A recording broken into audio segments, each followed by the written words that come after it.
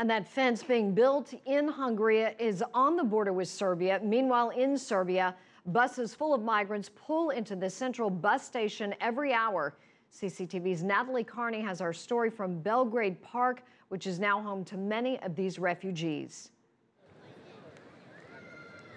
It's not an easy sight.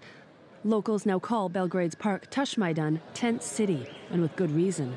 It's been overrun by the thousands who have transited through Belgrade on their migration to Europe. You know that there is a lot of problem in our country, Afghanistan. I'm traveled from 2 months that I came by my foot, and mountain and forest and rain and day and night we are talking. We are journey still we reach here. Here, time seems to stand still. Some sleep in tents, most out in the open. The park's water sources are now public showers. Nothing is private. Belgrade is providing some amenities, and some provide for themselves, yet garbage continues to pile up. All the people in this park are waiting to go to Hungary. Officials say some 10,000 people made the crossing last week alone. While most of these people say the journey to this point has been relatively problem-free, they do fear what awaits them at the border.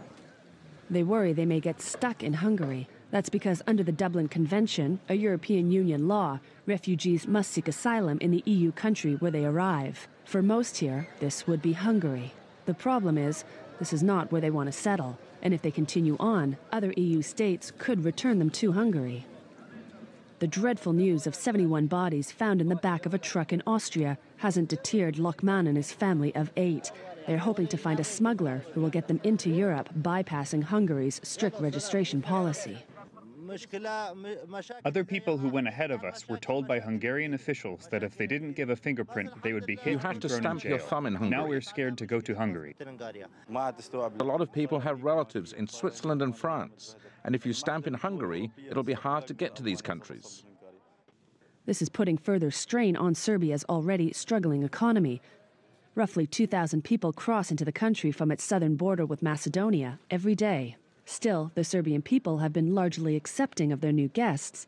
Some, like food vendor Vidik Dragan, are profiting. He's seen his business more than double. Since the refugees came, business has been going very well. We had so many wars, so somehow one feels for them. They are peacefully sitting, sleeping, doing laundry, like they are at home, but they are not. We all have a very difficult history and past here. We know very well what does it mean when you are displaced and when you have to run away from your country and when you are not able to get back there.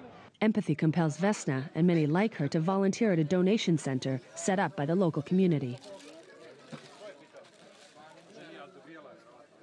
Serbia gives refugees 72 hours to decide if they want to seek asylum here or continue on into Europe. Most want to move on, but while the European Union struggles to decide on a unified approach to this humanitarian crisis, Serbia could bear the brunt of their delays as more people arrive, not knowing what to do next.